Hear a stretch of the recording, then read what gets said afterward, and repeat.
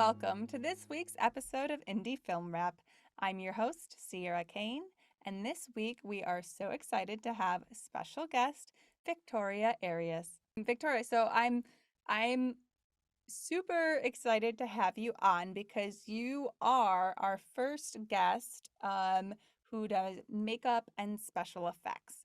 So I'm really excited to talk about this aspect of filmmaking because we've had writers, directors, producers, actors.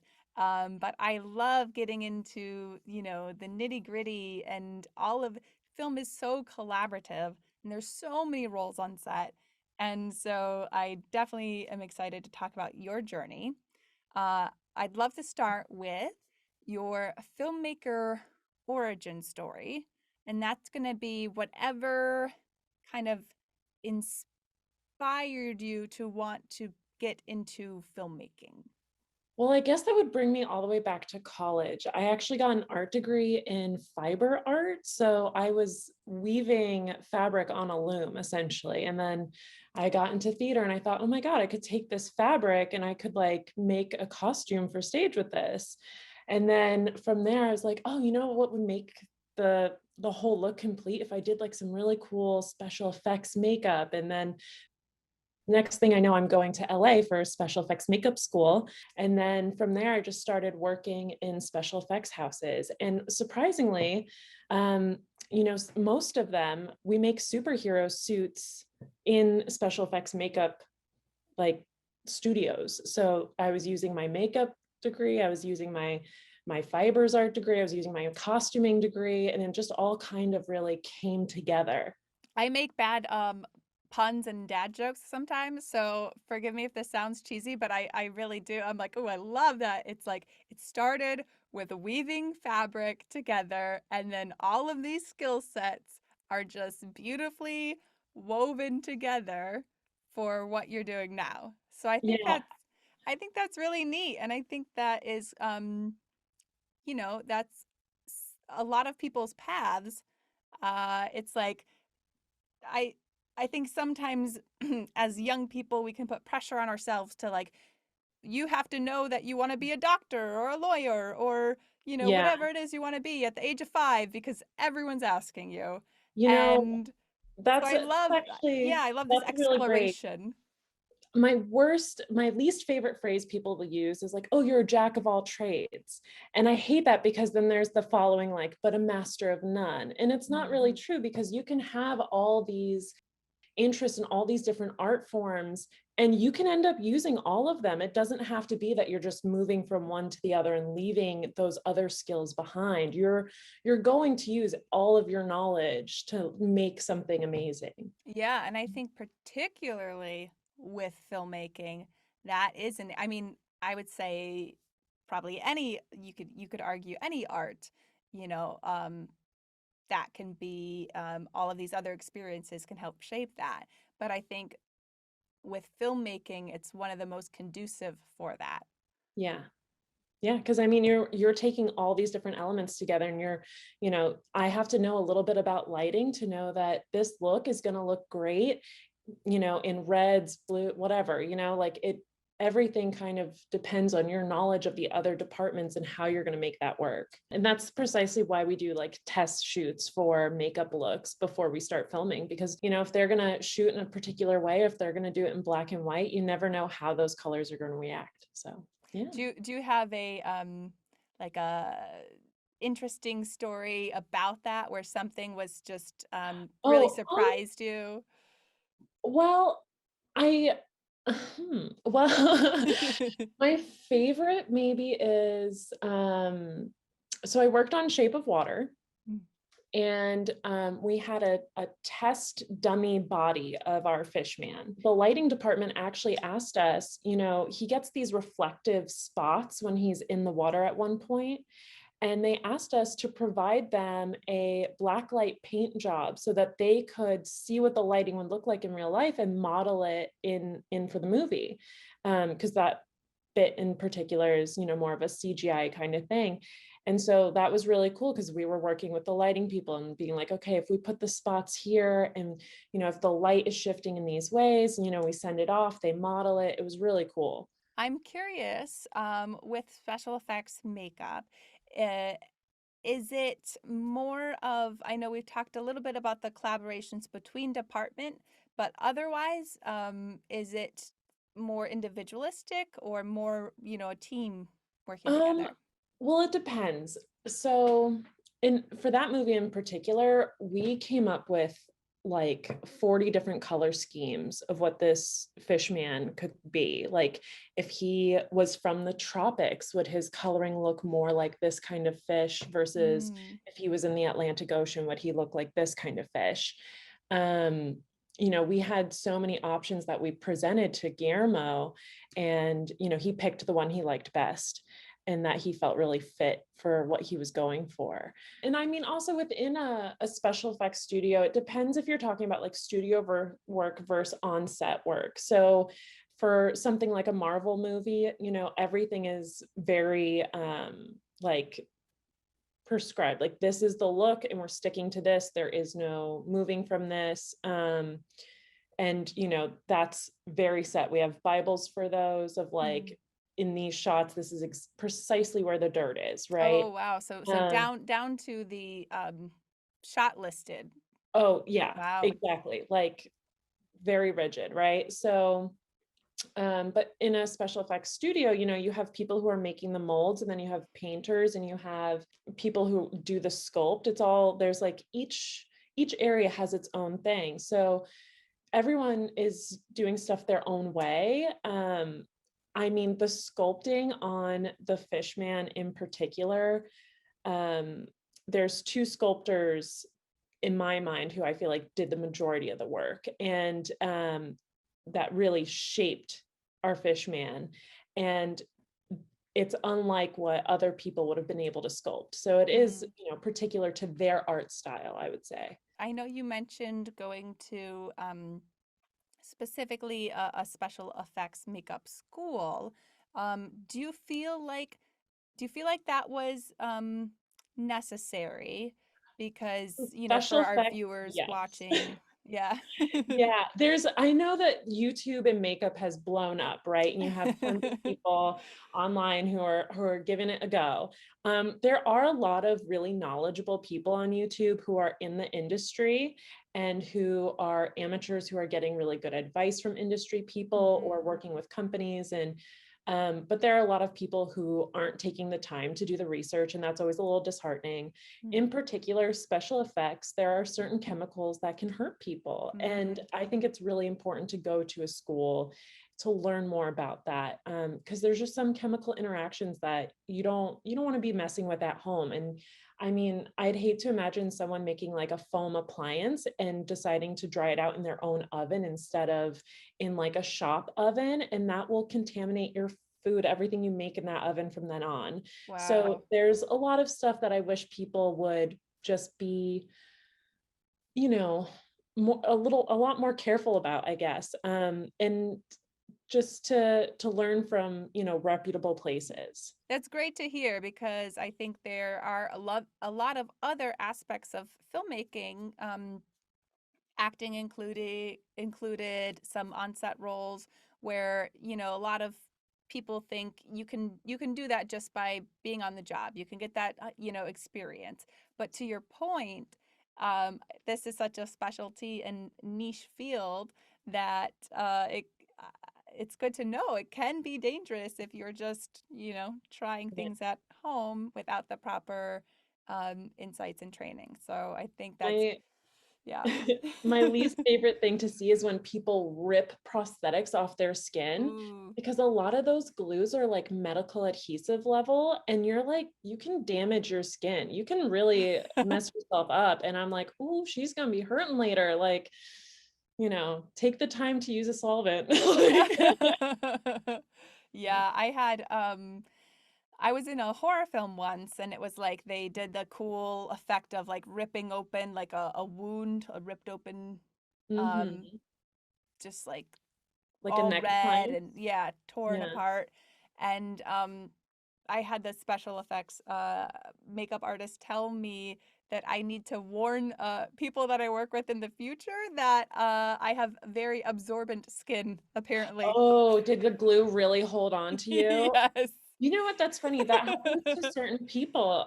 Just like with any skin sensitivity, like, some glues, people have a bad reaction. If you're allergic to latex, you can't use certain things. I've had one or two people who I went to glue something on them and I was like, wow, this does not want to come out. Like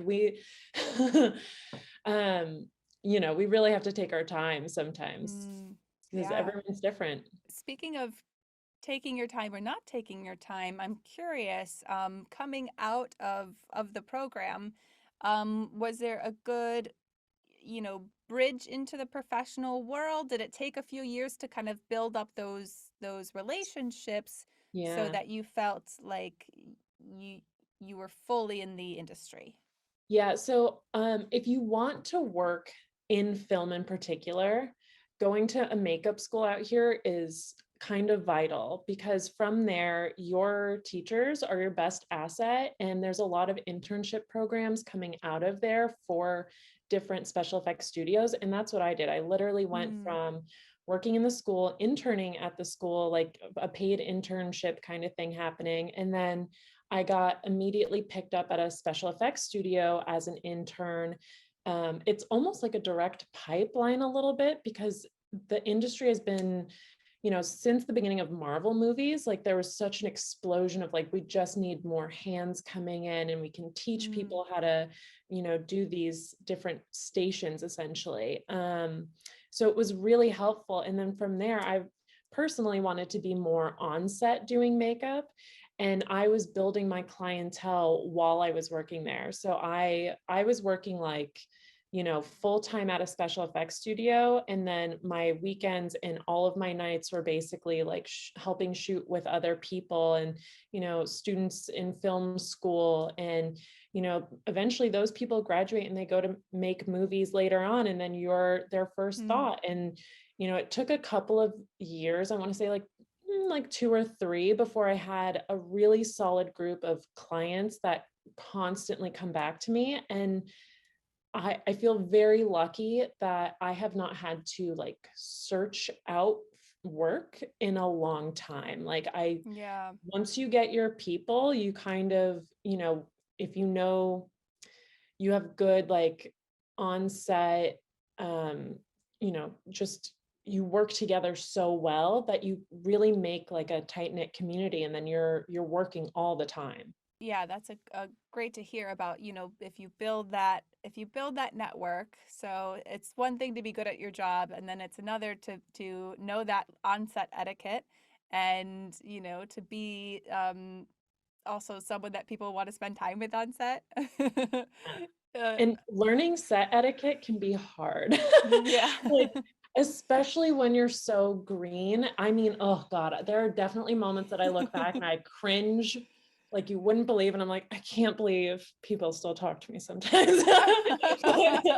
But everyone starts off green and you have to learn those lessons. And, there's a lot of really great materials out there to help people if you like, because when you're in makeup school they don't teach you film school stuff, so Yeah. there's a lot of phrases like I didn't know what 10-1 was when I went to set, and I was like, why does everyone keep saying 10-1? That's the bathroom, they're going to Yeah. the Yeah, bathroom. I was just gonna tell our viewers, for anyone listening who's like, well, I don't know what 10-1 means. It means Yeah, using the restroom, taking a little yeah, yeah. restroom break.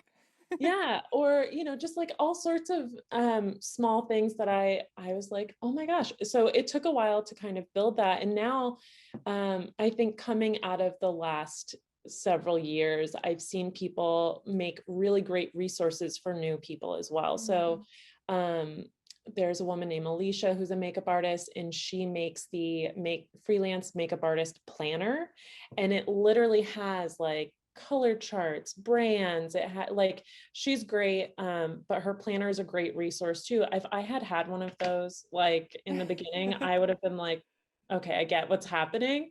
But it takes time to learn, those mistakes and to grow as an artist and as, on-set etiquette. So, for any of our viewers who are maybe transitioning from school to being on set, do you have a few quick tips or tricks of being on set? You know, what has helped you?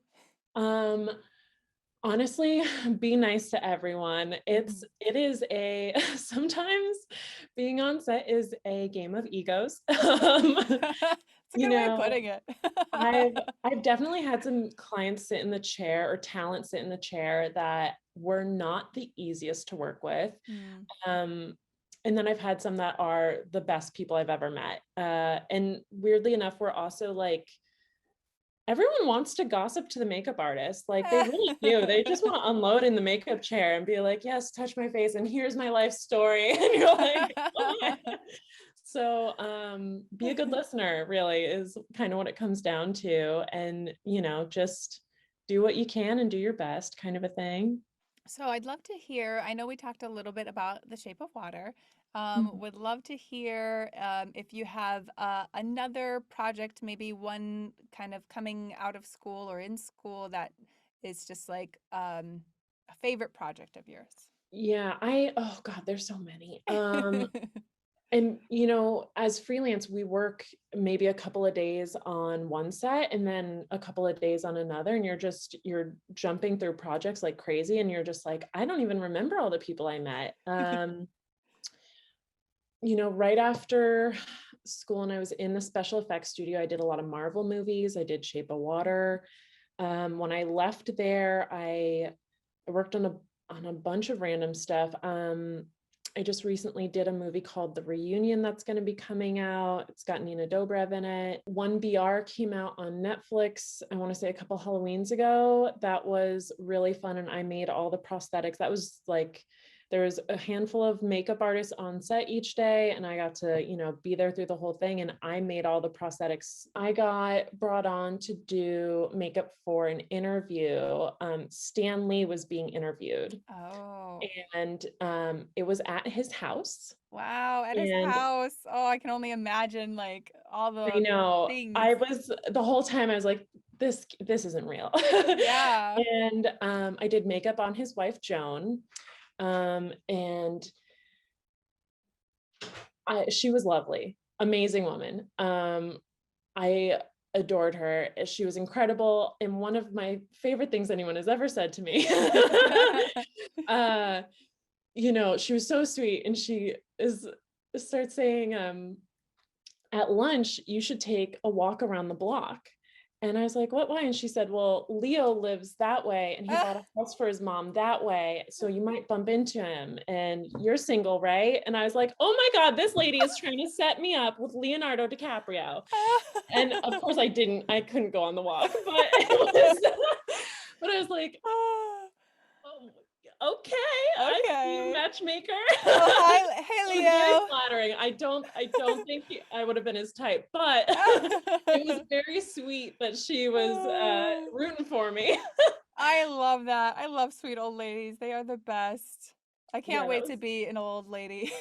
yeah, that interview was years and years ago. I mean, obviously they passed, and that interview still hasn't come out because it was shot in such a it was a new type of camera system that they Oh, couldn't even watch like watch anything back because you could not get that technology to come up on screen yet. Like it was wow. like they still haven't released it because the technology hasn't fully evolved to like being able to put it Interesting. out. Okay. Yeah, it was pretty wild. I can't really talk any more about that one because I still am under NDAs until it comes out. But Yeah. eventually, one day, you'll see an interview come out and you'll be like, "Oh my God, I heard a story about this." Yes. Yeah, Yeah. I can't wait to see that.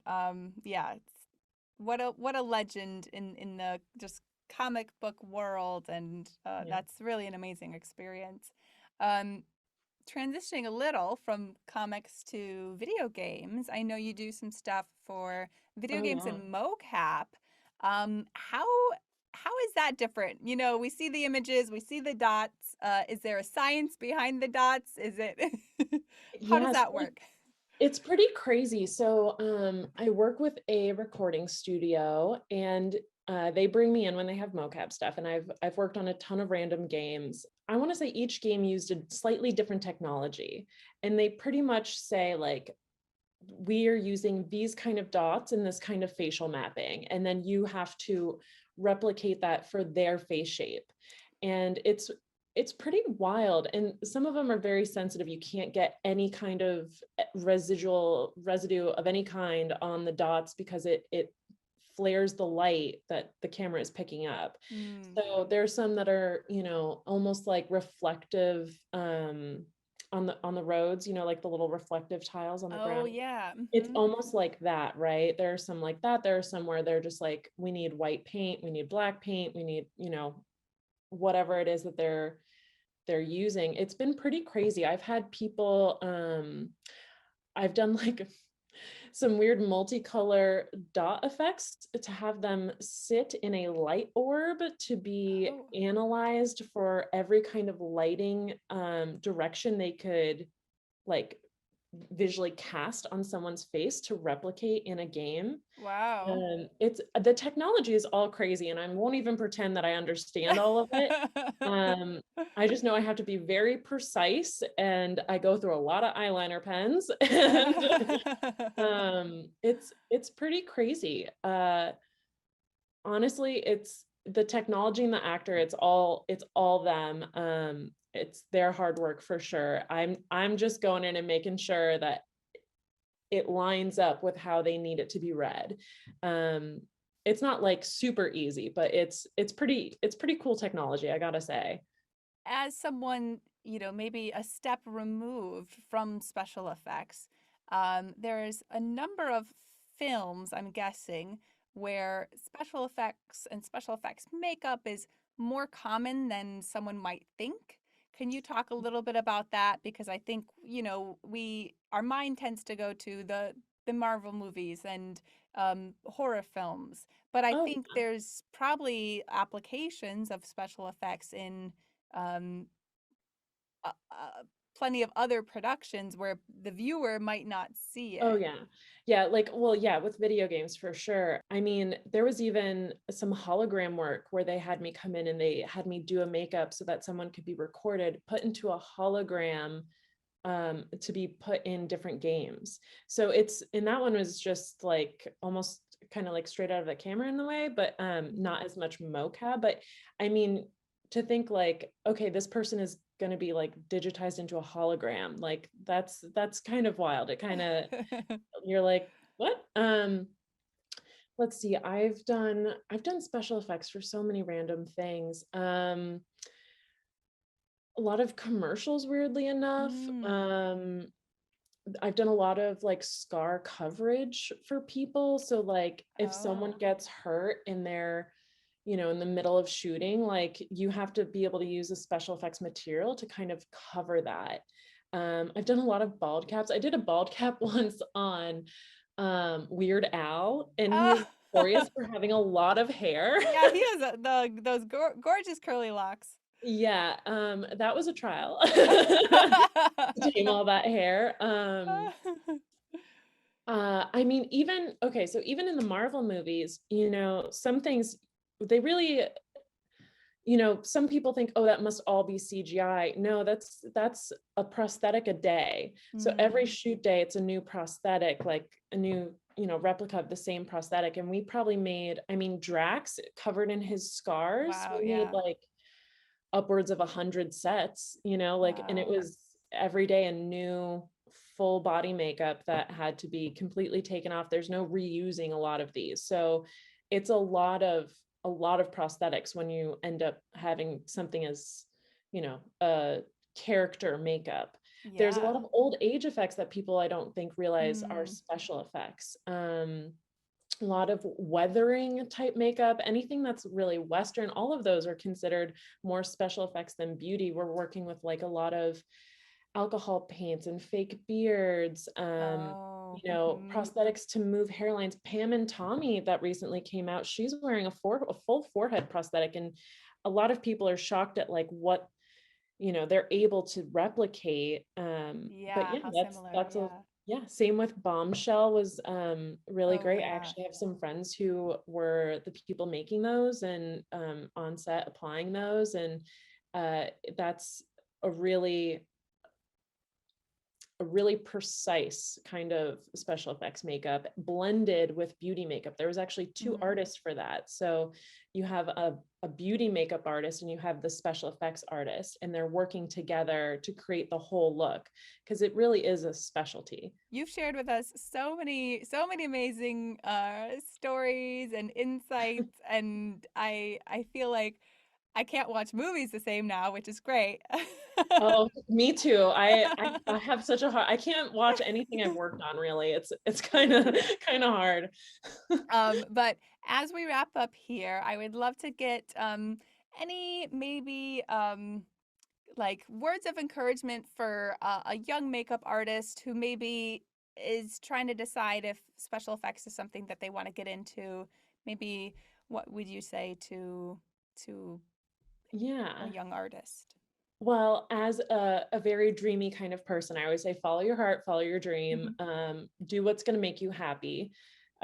Because, you know, work isn't work if you love what you're doing, kind of a thing, except for this industry is a lot of work and it's a lot of competition. And you find your niche really quick. I guess I would say, you know, find a way to go to school if you can. And if you can't, you know, find a reputable resource to help you get along the way and reach out to people. You wouldn't believe how many other like artists who are incredible who I reached out to as a newcomer and was like, can I please take you to coffee and pick your brain? And so Mm. many people will say yes because they want to share the knowledge. So reach out to people. It's yeah, like sorry, my cat is just um, but yeah, reach out to people, learn what you can, and you know, make connections. And you know, this community I feel like is a really strong one, and they want to help. Even the Facebook forums for makeup Mm. artists in special effects are such a good resource. They help Yeah. students on there all the time. Like if you want to get into it, you can find the way, you will. Yes. Yes. If you wanna do it, go out and do it. Yeah. Um, Victoria, thank you so much for joining us and for your special appearances from your cat. We love that too. Thanks. It's been so great having you as a guest on Indie Film Wrap. Thanks. Thanks for having me.